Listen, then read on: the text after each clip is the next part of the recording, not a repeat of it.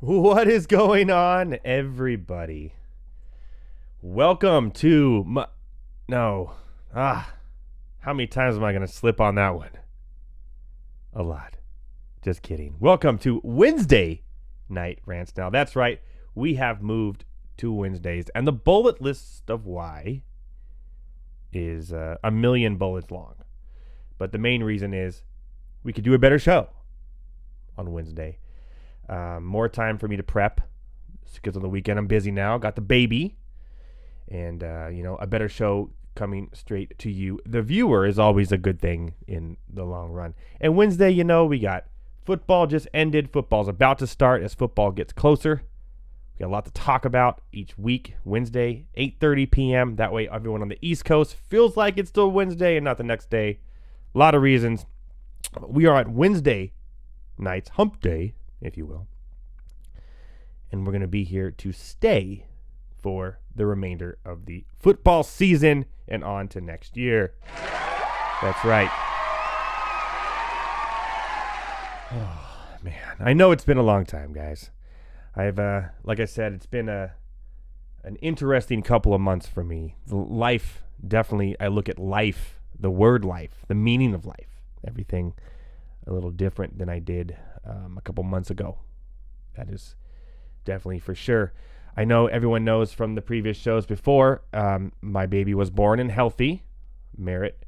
She's alive and well. I love her to death. She's beautiful, and she's a sweetheart, and she's going to be the best girl in the history of girls in the universe of all time. Not quite on Pat Mahomes' level, but right underneath. Yes, I know the Dodgers are destroying folks. I get it. One day I'm going to be right in that bet, and I won't have to dress up like a clown anymore. But the biggest thing is, guys, the reason why I haven't come to you sooner and done my show sooner is I was diagnosed with melanoma right after my baby was born. So I had a little bit of a fight on my own between dealing with a newborn, not sleeping, and battling melanoma, which is skin cancer, the worst kind you can get.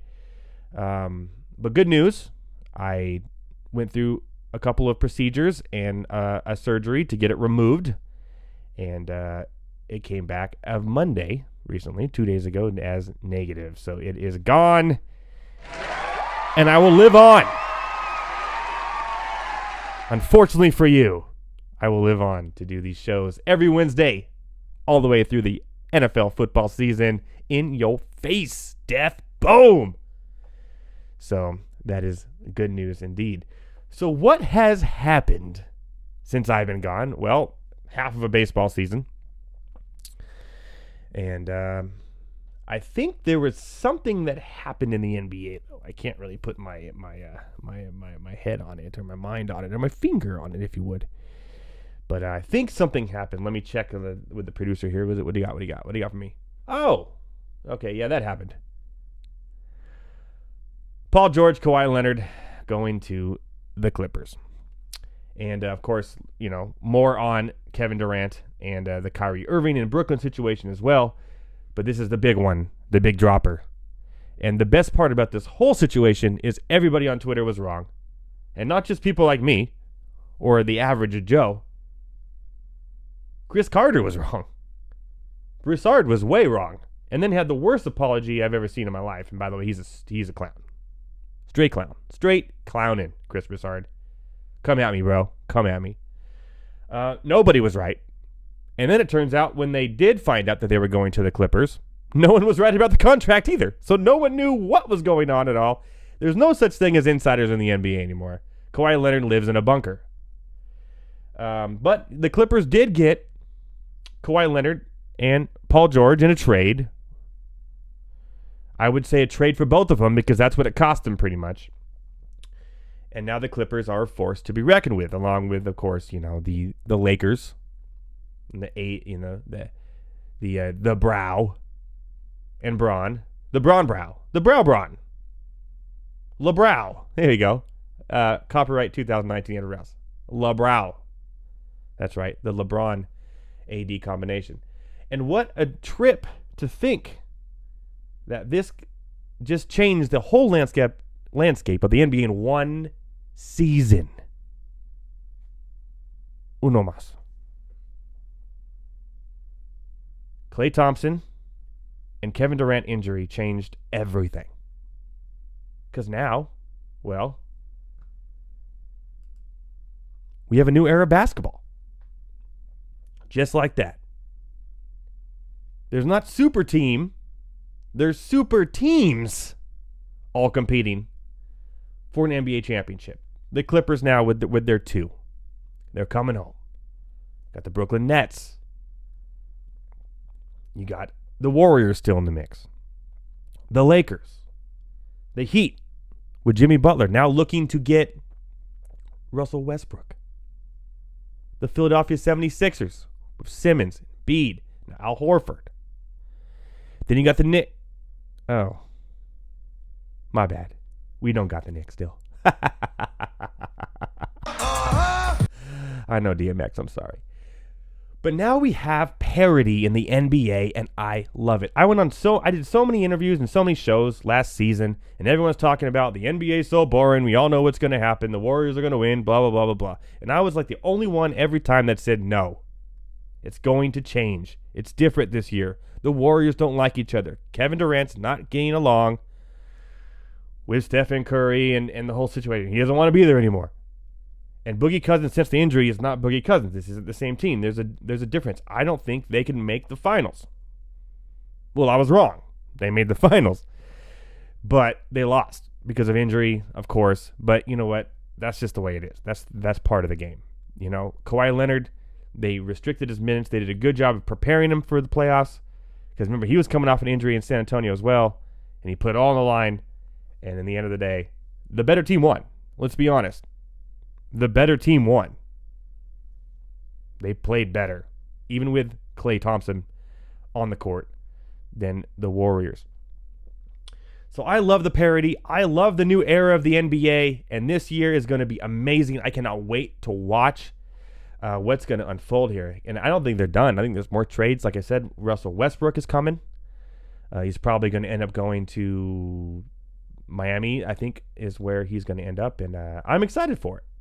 And, of course, you know, we have the league as well. The Fantasy League we'll be doing again for basketball, and it's going to be a whole lot of fun.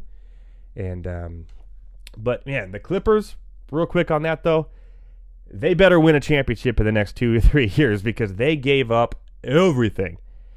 And now it comes out that he's only doing a 2-1, which goes along with Paul George's contract.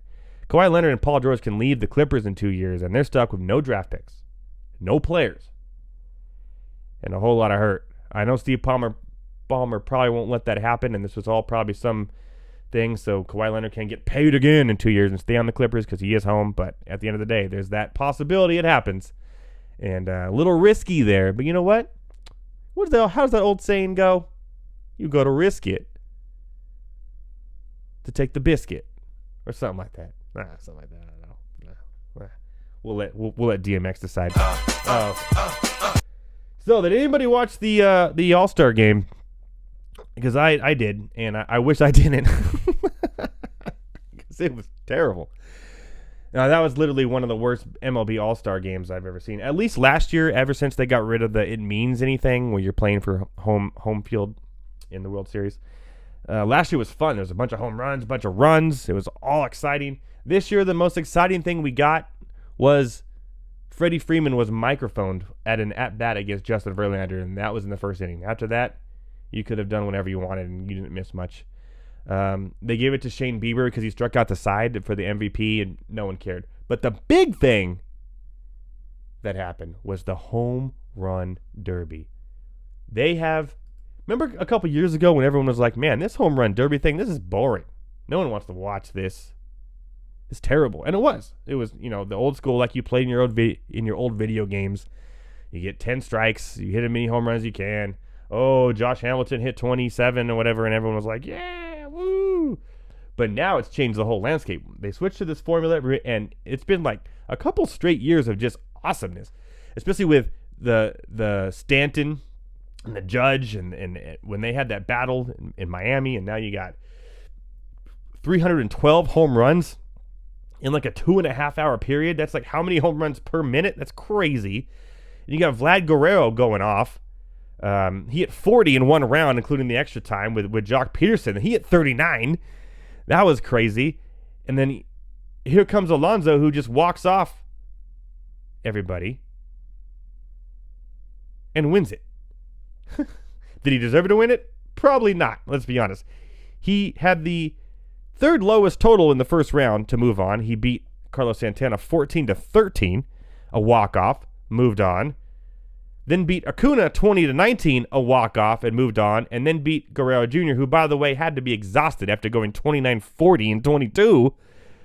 And he had to go first, which I thought was stupid. He had the most home runs. He should have gone second, got a breather. So, yes, I like Pete Alonso. I have him in my Dynasty Baseball League. But honestly, Guerrero Jr. deserved to win the championship. And what you should do is when you go to the finals and say, okay, you're in this bracket. You've hit this many home runs. You've hit this many home runs. You go first. You have this much time to try to match as many home runs as he's already hitting. And then we go. Now, that would have been fun. Alonso, did he deserve it? Probably not. Was it fun? Fun indeed. I enjoyed it, and I like the new competition. Juiced balls. that was a terrible segue. We'll try again. Juiced balls, still bad. Okay, but I'm going to go with it. Juiced balls. That's right. Justin Verlander came out and said that he thinks that the MLB is juicing the balls, and that's the reason for more home runs in the league. And for the home run derby, right? I look at it a little different. I look at the way that the metrics are in baseball. You could have watched ESPN2 last night and watched, or I'm sorry, not last night, but Monday night, and watched the whole home run derby with StatCast metrics on hitting for the whole time. About how long, exit velocity, all that stuff, angles, all that. Boom, live right as you're watching the home run derby. And pitching, we get a box that shows you if it's a strike. Do I think they're juicing balls? No. Do I think there's a cause for concern? Definitely not. Hitters are just getting better. Period. We've already seen it kind of happening, during this time. Hitters are getting bigger. Aaron Judge, Stanton, they're getting bigger, stronger. Players don't want younger kids who are bigger don't want to play football as much anymore because of the concussions, and their parents are forced to play baseball. They're stronger. They're growing up stronger. It's a new era of baseball players that can hit home runs. They also strike out a lot. They also hit home runs. If you hang a curveball over the plate, they're going to hit it 420 feet. I don't think it's much as juicing balls as it is hitters are just getting better, changing their swings. Technology is making them smarter. Replays, seeing what they're doing wrong, watching these pitchers, film rooms, everything. And a pitcher, all they can really do is try to be as deceptive as they can. But at the end of the day, a strike is a strike. If it's over the plate and hitters are getting better at knowing how to hit it, the strike zone's not changing. The hitters are changing. If it's a strike, they're going to learn to hit it. And that's the reason for the upstick in home runs. At least that's what I'm sticking to. The hitters are getting better. They're getting stronger. Not baseball players when they're young. Parents are forcing them to play baseball instead of football because of the issues there. The hitters are getting bigger. I mean, Pete Alonso is huge. Aaron Judge is huge. Stanton is huge. These are huge guys. Franmil Reyes is huge. He can play linebacker for the Chicago Bears. But he's hitting home runs. Their bat speed's getting quicker. Technology's making them better. Home runs are getting hit. So how do you do it? Make the field bigger. Keep on expanding the fences. It's going to happen eventually. They're going to expand the fences eventually. And that's the only thing you could do. But they're not juicing balls, Verlander. I'm sure there's a Kate Upton juicing balls joke there.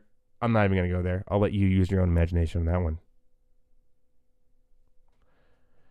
So there you go. That's my thoughts on that. So that being said, it is the most wonderful time of the year. Yes, that's right. Already, as soon as that July 1st time hits and you're thinking 4th of July, thinking holidays, you're thinking the Christmas is coming up. No. You're thinking Thanksgiving's coming up. No. Not even the 4th of July. When July 1st hits, I'm thinking, right here in my little noggin, it's fantasy football season. That's right. It is fantasy football season. And we got a lot to talk about, and that's why my guest tonight is a fantasy football. I don't want to call him a guru. Because guru is kind of like, oh, guru. I just think of like, that movie, the Zohan or whatever. He's not an expert either. He's a fantasy football contributor. Well, he's also a good guy, and he knows his SHIT, and he's going to join us right now. Ladies and gentlemen, please welcome to the show a good old friend of the show, Anthony Zaragoza. What's going on, buddy? Hey, man, I heard you need a contributor. I'm here. The contributor is here. That's an extra long cheer for you. So what's going on, man? A happy fantasy football season. Dude, I think just like you said it, just the juices are already flowing, and it's just July. We got so many drafts going right now, slow drafts. One of my favorites, even though it sounds boring, but I just think it adds so much a different element to fantasy sports. So slow drafts are going right now. I'm in with a couple with you. So once again, you got Sonny me. Michel, Jay Ajayi, the battle continues. Does it though? Because Sonny Michel is the starter, and Jay Ajayi has this NA next to his name. I don't know what that starts for. Not active, right? Is that what that means? It means it. So you're saying there's a chance. That's all I gotta see. Until I can't search for Jay Ajayi's name on a draft list, I'm gonna keep on believing, baby. Surely somebody has to pick him up, right? I mean, come on. You would think, like he's only 25, 26. Like it's not like he's dead, even though his knees are pretty much shot. But who knows? We'll see. If he comes back in the league, get ready, buddy, because we're gonna bet again. And that injury wasn't that bad. It wasn't like it was like, like career ending. So he's still, available. he's contributing. He's hibernating. He's getting ready. Yes. He's getting warmed up. He is. Well, hey, man, thanks for joining us. I know, like you talked about, we're in some leagues, and we're going to talk about them. And it's fantasy football season, and I want to let everyone know that was formerly Monday Night Rants. It's now going to be called the Wednesday Night Rants Football League. Fantasy Football League is back this year. Same thing. If you win, you're on the show. The guy who won last year did not want to be on the show. I tried. He's very shy. He won. Congratulations to him. But you'll be on the show. A lot going down. You get to beat us. You get to get your trophy and do all that stuff. And post a picture if you want. We'll bow down to you. That link will be out soon, probably next week. I am still trying to get some of the people that were in it last year. Find out if they want to be in it again. There'll be some open spots, though. So if you want to get in, I may move it to a 14-person league as well if it gets to that point. Ooh. Make it interesting. And then, of course, that drive draft will be live. That drive. I'm trying to go quick. I'm so excited. I haven't done a show in like 3 months, man. I'm trying to get back into this, Just trying to get back in the flow of things. But that draft will be live like it was last year. And that'll be August 30th, I think. Friday, August 30th? I think that sounds about right, yeah. Yes. All I know is I know my wife, Sarah, thinks my liver's going to give out on one of these draft nights because there's a lot of drinking going on. It hasn't yet, and you've gone through a lot of drafts. So, there's still hope for there. You know what? If someone marries me, there's hope for there. There's hope for there, buddy. I'm trying to find that button. I can't right now. I don't know where it is. Dude, that's how we transitioned the Monday night to the Wednesday night. All our Monday night fans know that's how we're rolling. This is the greatest quote ever Anthony ever said last year in the live draft that we did for the football. If someone marries me, interesting defense. There's pick. hope like for there. That's right. There's hope for there. Get your hope for their t-shirts coming soon to the website. So let's talk fantasy football. Yeah, that's what everybody needs is my face on a shirt. I don't think you need to do that, Edward. I don't think anyone needs your face at all. Oh, Lord. All right, let's talk some fantasy my football. gosh. Let's get into it. The biggest thing going on in fantasy football right now, this time of year, besides best ball leagues, we'll talk about best ball later. But the biggest thing going on right now, of course, is the Scott Fish Bowl, number 9. And a lot, man, the rules have changed. It's, as they put it, I've seen a lot of people calling it the same thing, video game type scoring. And numbers, similar to Tecmo Bowl. Bo Jackson not involved. Hello, I did see Bo Jackson in the draft pool, which is interesting. A little nugget for everyone listening and watching. You can see Bo Jackson in the draft pool. I don't recommend picking him up because you'll get a big donut. Anthony, can you explain to us the scoring changes this year to the Scott Fish Bowl? Yeah, definitely. So, like Edward was saying, it's the 9th year, and I think every year Scott Fish, I've heard a couple of his interviews, he likes to add something different, a little wrinkle. At this point now, before we get into it, it's a great cause, guys. FantasyCares.com. It's pretty much Toys for Tots. Every year it's gotten bigger. Last year, Scott Fish was able to donate $44,000 worth of toys through various cities around the nation. So I can't imagine this year it's going to be, who knows, maybe double that. So great cause. That's kind of the meat of the league. There isn't really a big grand prize for the winner, but obviously being able to beat, like last year, was 900 teams. To be able to beat 900 guys of some of the top guys in the industry. You're talking about Matthew Berry, guys from Yahoo. Edward Rouse from Fantasy Alarm is in it this year. I heard he's pretty good. So, you just got everybody from all over, specs of the world. And so this year, what he added, and, if you start looking at these rosters on Twitter, you might kind of scratch your head on why they're, formulated the way they are. But it's a super flex, so you can start a second quarterback, tight end premium. Tight ends get an extra half a point for reception and first down. And it is half a point for first down for running backs. So you have that element there. And then this year, to get up with the video game theme, he has added category bonuses. So for every 50 yards receiving or rushing, you get 5 extra points. Ooh, 5. that's crazy. So I think they talked about it earlier in the week that Julio's monster 300-yard game from last year would have scored like 70-some points for that week, which is just insane. So quarterbacks get another milestone bonus. They get 5 extra for 300 yards. So you got points everywhere. Tight ends are big. Running backs are big. Every position can go off on a given week. I think that's what's kind of created just this frenzy of roster constructions. So that story broke down is just nuts. And I think when you start seeing the rosters online, it kind of makes a little more sense. But still, it's crazy. Yeah, it's nuts, and I'll tell you exactly how I attacked it in my lineup. Of course, you will as well too. SBC Army asked on Twitter right now. He said, "How do I call in?" We're not taking call-ins today, but definitely in the future when we have call-in segments, there will be probably next week actually. I'll put in the number so you can call in and join the show. As I said, it's a very active show, guys. If you want to join the show, ask questions. You're always welcome to ask anytime on Periscope and Facebook at the same time. I'm on both. I'm always checking for questions and will always answer as they come in.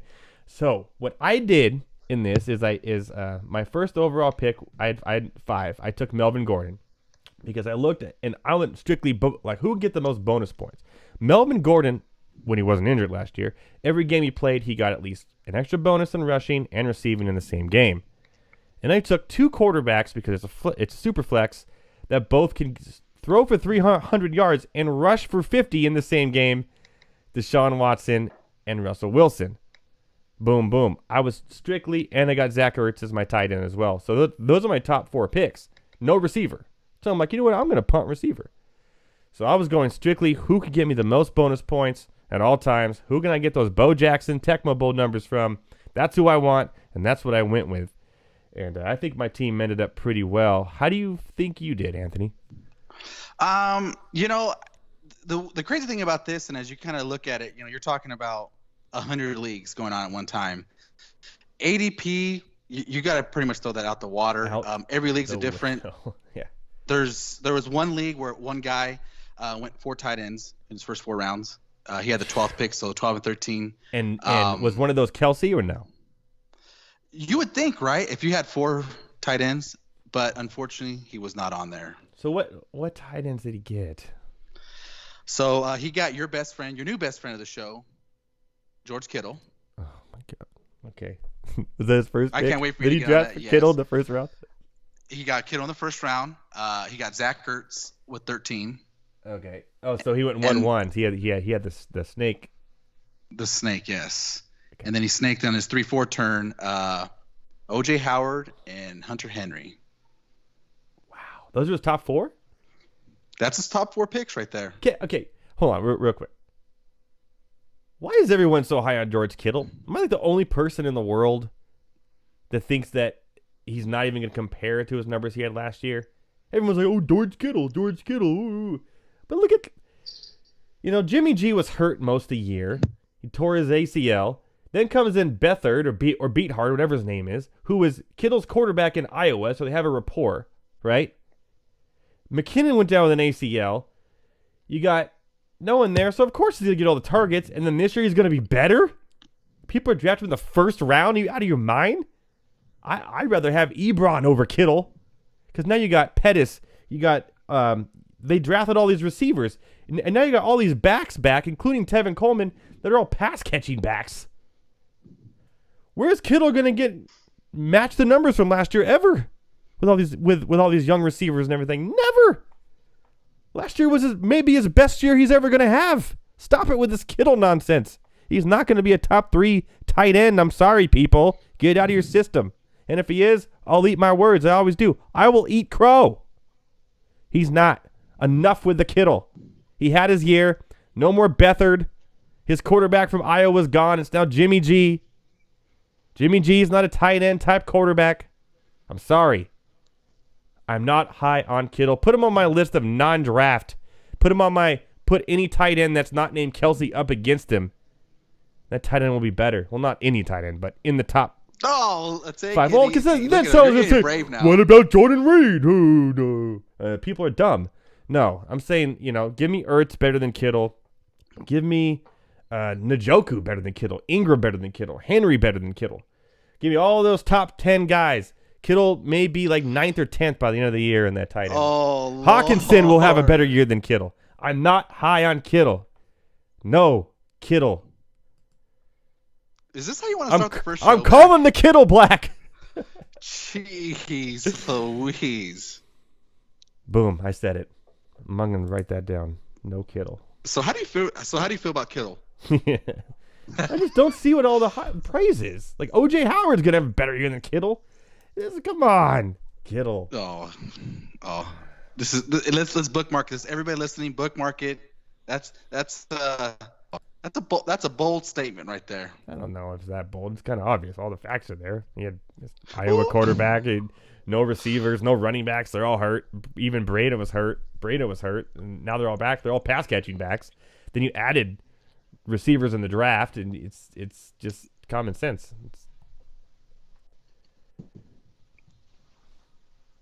Sorry, Kittle. I'm just letting you go. Sorry, I'm Kittle owners. You go right now. Sorry, Kittle owners. Sorry to rain on your parade, but I just did.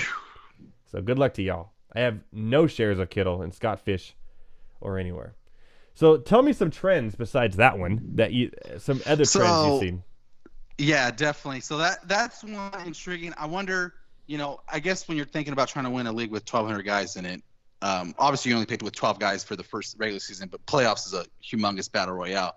So you got to be different, but hey, Edwards all about Kittle, so maybe it works. Some of the other trends. So, you look at Superflex, the additional quarterback, the milestone bonuses.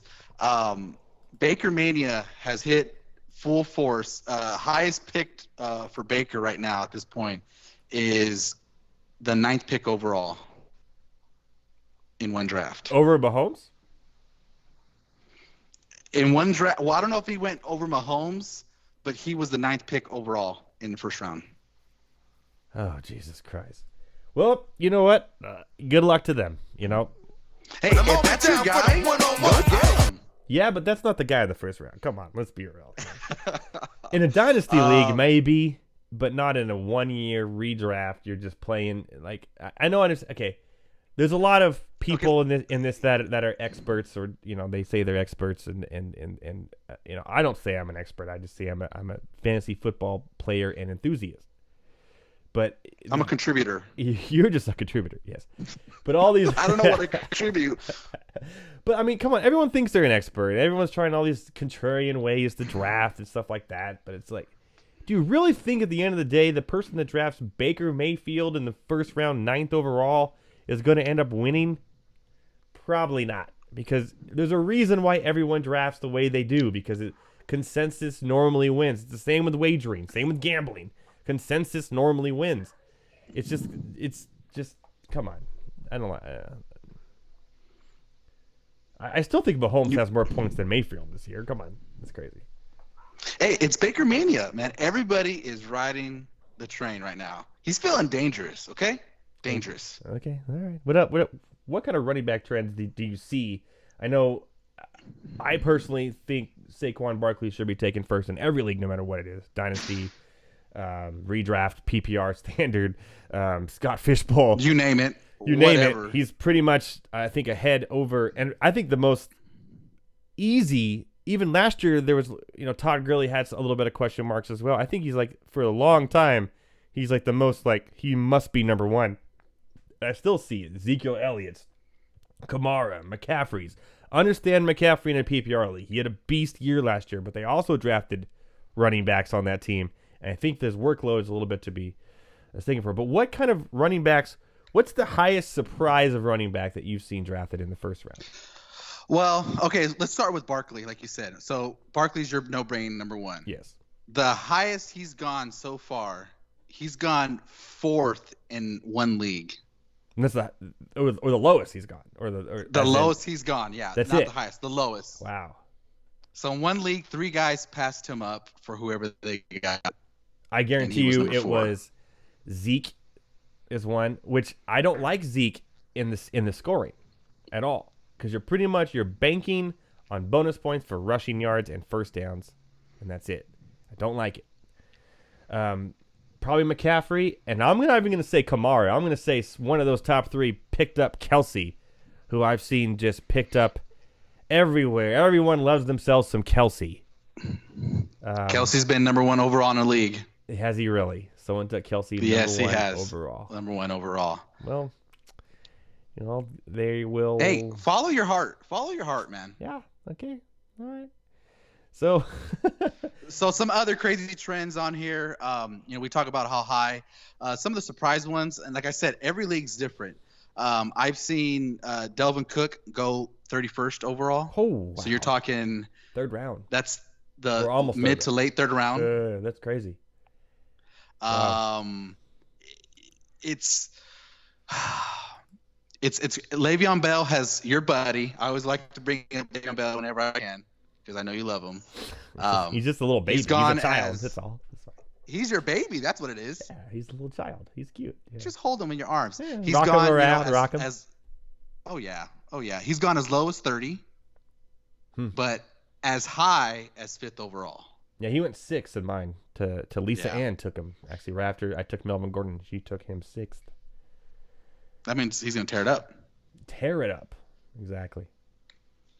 So. Wait! I forgot this is live video. You can see my face. Boom.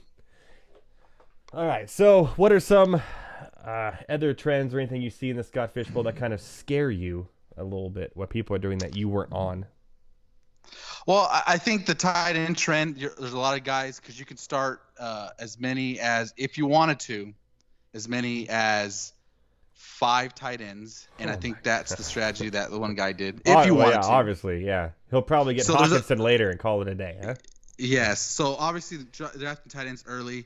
The quarterbacks, I think, is the biggest wild card, because obviously you're smart about it. You went and you got your 2 guys. Having those 2 guys in there locked in with those bonuses, I think, is key. I've seen, quarterbacks, like, say for instance, Baker Mayfield went as high as 9. In one league, he went in the 7th round. So you're talking about, as far as values, which it's hard to tell how each draft goes, but from 1st round to 7th round is pretty crazy. Yeah, it's not. And so So I went with the no wide receiver strategy. So I went first overall, Melvin Gordon. And then I got Deshaun Watson. And then Zach Ertz. And then I got Russell Wilson. And then I went Lindsey and Michelle. Right?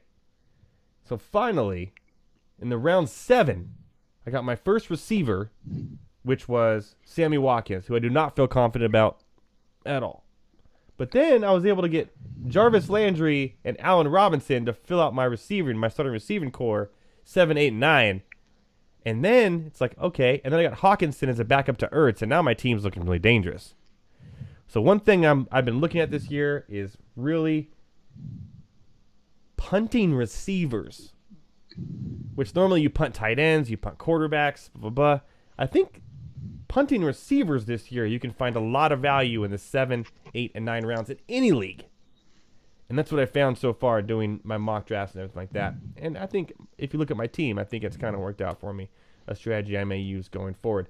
Do you think punting a receiver is strong? Or would you still go with the punt quarterback or punt tight end? You know what? I'm going to say just strictly Scott Fishbowl style. I'm going to say you have to be prepared for the unknown. And I think you were able to adjust. You had your strategy, and you were able to execute it because there wasn't any wild cards. I really wanted to nail 2 running backs first and second round. I wasn't able to because there was 14 running backs taken before my second pick. Oh my so God. yeah, but and every draft is different. So Every that's what I'm draft's saying. So different, when I got to there, I'm looking at, Todd Gurley or OBJ, and I just felt like in this kind of format, I need safety valve. I need something I can trust. So I went with OBJ, and then by the time my third pick came around, same thing. There was like no running back that I felt comfortable with. So I went and got my boy, the best prima donna. What better receiver to pair with OBJ than my boy AB84 Antonio Brown? So got my 2 receivers there. Came back. I copycatted you, piggybacked off of Russell Wilson, which I feel pretty good about. And I got a guy who I also got in our other league that we're in, which we'll talk a little bit later, David Montgomery. I think he has high potential this year, taking over that Jordan Howard role and maybe even a little more. I'm probably bigger than him than you are because I know you're a Tyreek Cohen fan. So I got him there as my second running back. And then I went out to fill out my 3 receivers, Kenny Golladay, which I think, even though there's a new offensive coordinator, looks like they're going to be more pounded. I think it hurts Marvin Jones's status. I think Marvin Jones hurts his own status, but yeah. Well, yeah, but if you're looking at there, I think Kenny's still going to be, if he gives me what he gave me last year, 1,000 yards, 70 receptions, and X amount of touchdowns, I'll take that as my third receiver. So I got him in the 6th, but I felt it was pretty good. I was able to get Jared Cook, which I love in New Orleans. My second quarterback, who I didn't really want to wait too long, but I think for the value when I got him in the 8th round, Kirk Cousins, solid. Not gonna win me weeks, but I don't think he's gonna hurt me. And then I filled it in with Andy Dalton as my third quarterback, because you never know when these quarterbacks start runs. And then I got Kyle Rudolph as a backup tight end, and then I don't even want to talk about my last 2 picks. It got bad. It got bad fast. Already, my Kittle is already causing controversy. I love it. What'd you expect? That people were gonna take that line down? Come on. I'm just trying to make a point. Sometimes I overemphasize things, but I don't think he's as good as everyone's advertising. I don't think he's gonna have a better year than he did last year. I just don't think he's like first round 9th. I'm just trying to say there's other tight ends who I like just the same. I don't think he's gonna be some superstar tight end with everything around him. Now they have a running game. They didn't have a running game last year. They're gonna have running backs to use this year. I just don't think he's gonna be the same, But I'm sorry, people get all butthurt. Oh, Kittle, you said Hawkinson's going to be better than Kittle. Hawkinson is a wild card. You don't know how good he's going to be. He could end up being the rookie of the year. I've seen reports that saying he could be. Matthew Stafford needs someone like that on his team to help him out. He could easily be rookie of the year, Hawkinson. Look up Hawkinson. Google Hawkinson rookie of the year. There's articles out already about how he could sneakily be the rookie of the year. So, yes, when I say Hawkinson can be as good as Kittle, there is a chance. So there's a reason. I don't just pull shit out of my butthole, people. Boom. You don't? No. But speaking of awesome draft guides, The Fantasy Alarm Fantasy Football Draft Guide 2019 is here for you. Howard Bender and team. Love myself some Howard Bender. Love myself the team. Always up to date, draft ready, top sleepers and busts, dominating strategies, accurate player rankings. They got rookie rankings, they got free agency reports, the latest injury news. They got player profiles of every player you could possibly imagine. They got rankings in Dynasty, rankings in IDP. They got top 200. They got rankings in each by tier in each position for whatever format you play, and tools up the gazaa. We're talking League Sync. You can sync your league straight to fantasyalarm.com, and they'll tell you who to pick up off the waiver wire. You can control your team and control how you're going to play, and ultimately use Fantasy Alarm Draft Guide to beat the competition and make them your biatch. And get 50% off right now instantly at fantasyalarm.com/draft now. 50% off. It's like $19 or whatever, and totally worth it. The ultimate cheat sheet will be out next Monday too, and that will help you draft even better than your competition. So, speaking of Scott Fish Bowl, we're talking about the Scott Fish Bowl right now, and we're saying, hey, the scoring is awesome. You got the bonus points. And you got me in another league that I want to talk about, and I'm talking about the new creative ways for fantasy football. We're not going to go too long because we only got about 5 minutes left.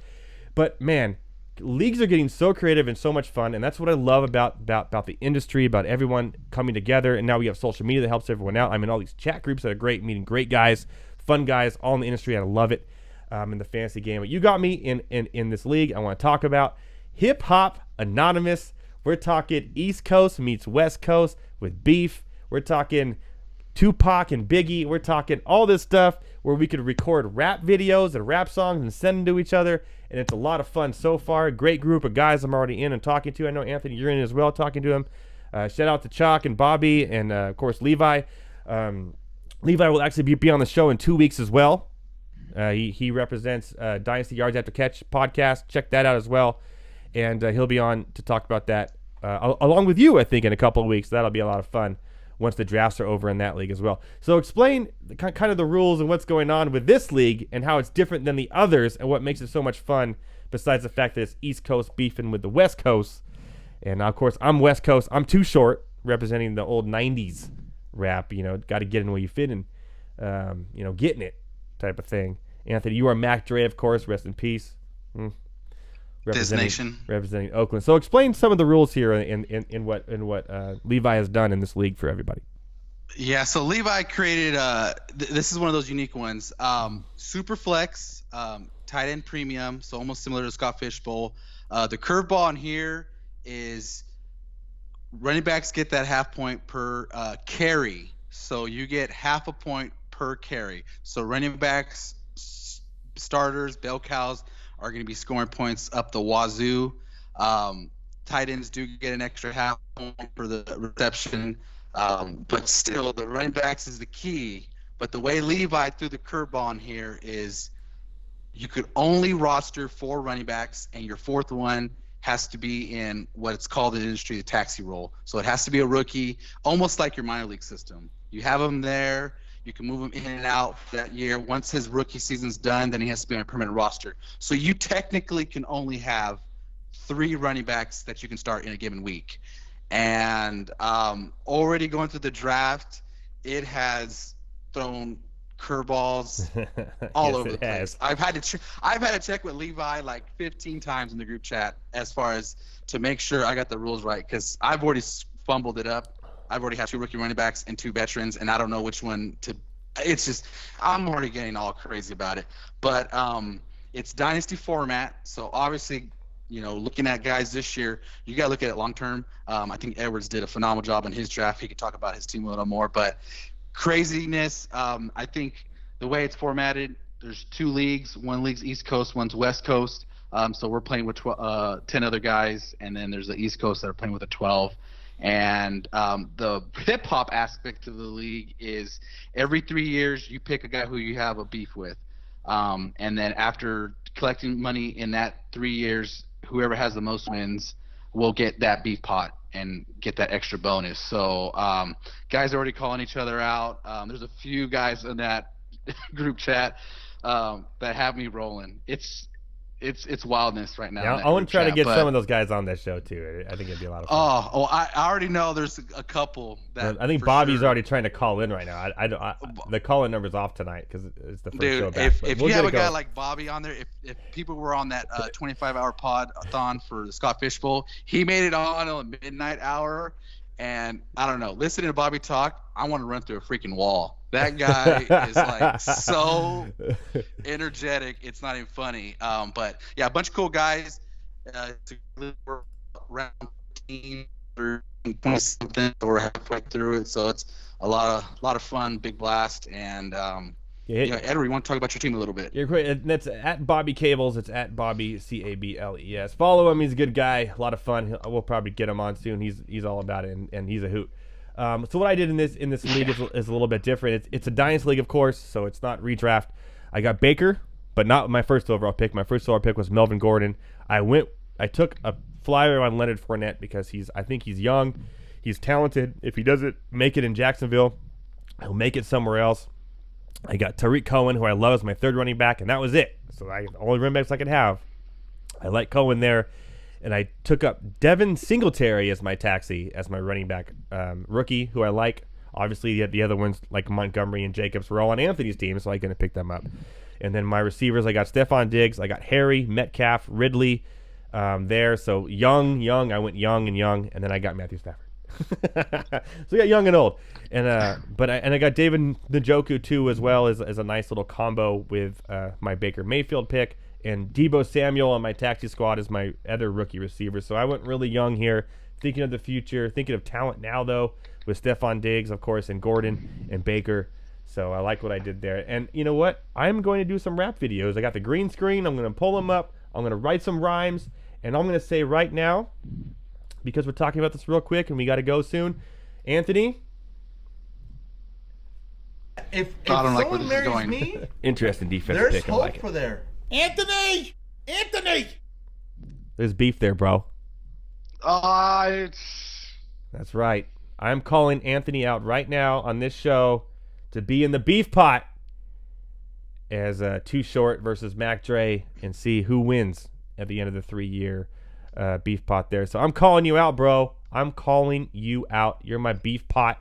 And more on that later as we go forward in the show. How do you think your team's shaping up, though, according to Beef Pot? You know what? I'm okay. The running backs, like I said, I dropped the ball big time on there, but I think everywhere else I'm real excited about. So I'm gonna have to do some movements there. I'm looking at it's like almost like I drafted my same exact team from the Scott Fish Bowl. I got the same 2 quarterbacks, Russell Wilson and Kirk Cousins. I love Russell's long-term value there for the next 3 or 4 years. Kirk Cousins, same thing, a couple years. I'll skip the running backs for right now. Receivers, I love Devontae Adams, Michael Thomas, Jarvis Landry. That's your son. That's my strength right there. That's my baby. Even though they don't score a lot of points in this league, that's where I kind of screwed it up because that's great, but with the bonuses for running backs and the tight end premium, I kind of dropped the ball. But at least I could set them in. I also got Cortland Sutton, who I like there long-term in Denver. As potentially the number 1 guy. My tight ends, I like Evan Ingram, young. He's been, banged up with some injuries, but I think without OBJ there, OBJ there. But no, without him there, I like him moving forward. So hopefully Daniel Jones and him get a good rapport because that could be pretty nice. And then Mike Gesicki with the Dolphins, I think. Who is that? Was he on The Office? Who's Mike Gesicki? That's no. That you're thinking of. Gosh darn, it's gonna bug me. That other movie. Gillespie, yeah. Okay. No, there's no L in there. Whatever. That guy. That guy. That makes you feel even better about this beef pot. So Anthony, I got one thing to say to you, and one time for that. Ain't nobody got time for that. No.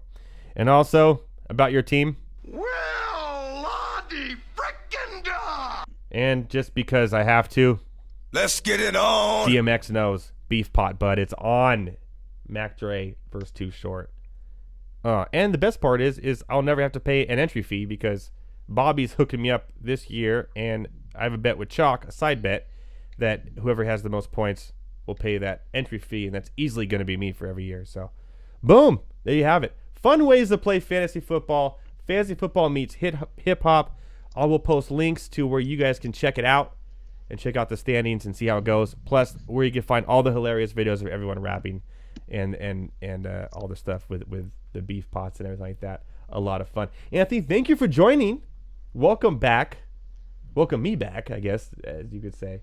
And I hope you had a good time tonight. We're trying to do shorter shows. We're trying. And with a lot more information as we go forward. Wednesday night, I think, is the best call for the future, especially with the new baby and everything with my appointments and everything that we have going on. So, Anthony, thank you so much. Tell everyone where they can find you and what you have going on real quick. Plug yourself, baby. Plug yourself. So being a low totem pole kind of contributor on Twitter, you can find me at Zergoza Anthony. You got a bunch of stuff, obviously, with Wednesday Night Rants. Also do stuff with the Dynasty Football Factory. They got a redraft guide coming out pretty soon, which should be good. And I'm just looking forward to this fantasy season. I think with us doing more leagues together, it's only just making this even crazier. So I can't wait to A, make a fool of myself, and B, make a bigger fool of myself. Well, that's not hard for you to do. Exactly. All right, Anthony, thank you so much. It's at Zergoza Anthony at Twitter. I am at Edward Rouse on Twitter. You can also find me on fantasyalarm.com and wageralarm.com, where I do wager picks for baseball. I killed it in basketball, killed it in NCAA. We're doing baseball right now. We got soccer coming up, and, of course, football coming soon. That's wageralarm.com. Check out the Twitter at wageralarm. You can see my videos for baseball. I post on the big nights, which is Tuesday, Wednesday, and Friday, about what I think is the best games to wager on that night. Thank you, everyone, so much for watching. Thank you for listening. If you're listening to the replays, enjoy the week. We'll see you next Wednesday. Next Hump Day. And I hope you enjoy the week. And more news to come. Montreal Herald came out today and said more Clippers news to come this week. Is it a bunch of crock? Probably. But hey, Kawhi watch now. Goes 2 more years. Boom. Thanks, NBA, for that. We'll see you next Wednesday, everybody. Enjoy your week. And always remember to spay and neuter your pets. Boom.